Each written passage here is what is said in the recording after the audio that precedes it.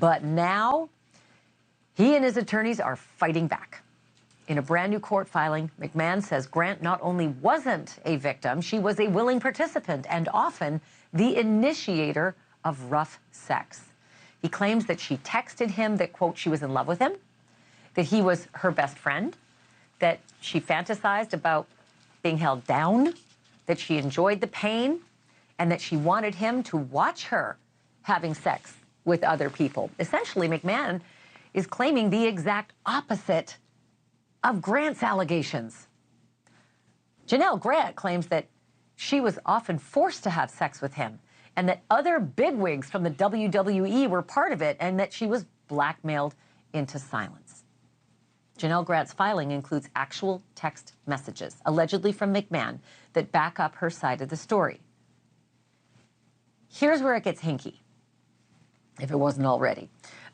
McMahon's filing paraphrases texts, right? It paraphrases text messages from memory because he says he deleted them all when they broke up. And McMahon says he has issues with Janel's messages. He says they lack the proper context since we don't get the benefit of seeing what Grant was texting back to him. For her part, Grant's lawyers are saying this about McMahon's long-awaited, on-the-record response to her lawsuit, and I quote, "For any comment, see our original filing. We're confident the truth is laid out well there." This is where I bring in Dave Meltzer. He is a wrestling reporter. He's an MMA reporter. He's also the editor of the Wrestling Observer newsletter, and he's a friend of the show. Dave, it's good to have you back. Thank you for being here. Okay, Janel, she's got messages, actual ones that she printed in her suit. He's got memory of messages, and jurors usually like evidence. But when it comes to the brand of the WWE, does it even matter what a juror is going to say, what the evidence actually is? Is the story out and that's enough for them, and do they care? I mean, as far as if you're talking about the future of the WWE as a business, the WWE as a business will survive this. They're very, very popular right now, and there's nothing that's going to happen in the lawsuit or anything that's going to damage their brand. As far as Vince McMahon himself, that's a completely different story. As far as he's out, and I don't anticipate him being back. Although people have said that before, and he's come back. But this time, I think it went a little bit too far. But now he's trying to clear his name. I don't know if he can, but this is his attempt. Good point. Okay, to that point, he wants to clear his name. He's a huge brand, and maybe if he doesn't want to be back in business, he just doesn't want to go out this way. But I am curious if he will take this all the way to trial. You know, today was the deadline to respond, and he did. And you got to admit that this isn't the first story, right, of allegations against him. Back, I think, in July of 2022, Wall Street Journal, they said McMahon paid more than $12 million to 4 different women over a period of 16 years for sexual misconduct. So do you think he's going to take this to trial? Well, it's actually more than that, in the sense of there's cases that have been alleged going back to 1985 or 86.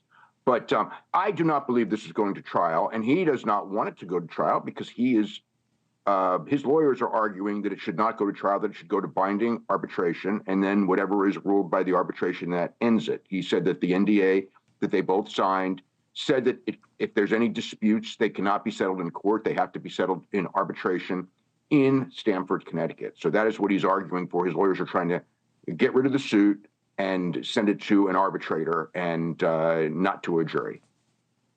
And it would be, yeah, but who knows if that would, go ahead. But I mean, the thing is, to clear his name, I don't know that clears his name. Something that we're all the, it's like on one hand, they want us to say that, we want all the evidence out there. On the other hand, they're trying to put it in arbitration and keep the evidence away. So it's like, it's kind of contradictory. But I think that they want it in arbitration and for it to go away. And Janel Grant's side wants it going to trial, and a judge is going to have to rule on that one way or the other very soon. While we've been talking, all these pictures have been flashing between us. I mean, he is just no stranger to the camera, right? He shows up everywhere. On the big announcement of the merger, he was front and center, and this lawsuit was dropping. but I have not seen hide nor hair of him. Where is he? What's he doing right now? He's around. I mean, I've seen very little of him, kind of.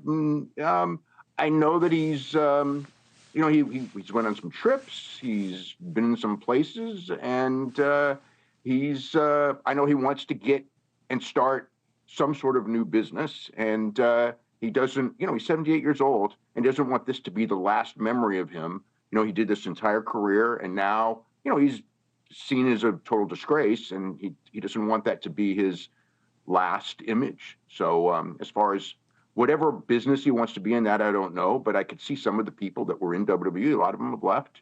I think some of them may end up with him if he starts something up. I don't think it'll be in wrestling, though. Well, let me ask you about that in a minute.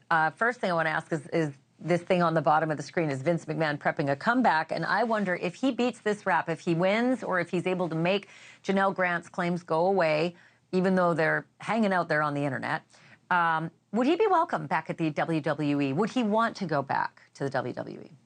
I think he would want to. I don't think that they would want him. Everyone was very relieved that he was gone. And I think it's a step. I just don't see it because, again, even if these ones go away, you've got 40 years of stuff, that you're talking about. And, maybe in a different era, it didn't play as badly. But in this era, all of that stuff doesn't play well. So, no, I don't see. What about this rival, potential rival entity? Would he start up another wrestling entity, some sort of a promotional, I don't even know what you call it, because it's not really a sport, but it is a sport. A rival company. I don't think so. People close to him have told me no. Almost every wrestler worth anything right now is signed to one of the two big companies. He couldn't compete with them now. It's just not the time. He's got money, but he'd be losing so much money for so many years, and he's 78 years old. Like if he was 48 and just go, hey, I'll lose money for 5 years, but I'm going to turn this around. I'm Vince McMahon. I could see that. But at 78, I don't see starting a wrestling company at 78 to be a wise move and a move that he would make. So here's the personal question, because I live in Connecticut, and I keep wondering if I'm going to see Linda McMahon around, and I thought at first, oh, yeah, they divorced. They must have divorced. And I had to, look it up. They are not divorced. What's the story between them? Because this is just about the worst, ugliest, disastrous mess that any wife could ever have to go through. Is she going through it alone? Has she basically cut and run? What's their story? I mean, they've been split up forever, but they've never gotten divorced, probably because of all the complications of the ownership of the company and all of those things. Yeah. So I don't, if they didn't get divorced, but not even a friendship. Oh, that I don't know. But the only time I've seen it brought up to her, she really blew it off, whatever. It was like I don't care what he's doing type of a thing. When this lawsuit first came out. So, she hasn't said anything really about it other than really being dismissive of him. Well, note to men out there, if you do this kind of thing and it ends up on the internet, it's about the most humiliating pain, a woman can go through. So you're not just enjoying yourself, you're destroying another. That's just the way it is. And he's admitted to this. He's admitted it to being consensual, no matter what. It's gross.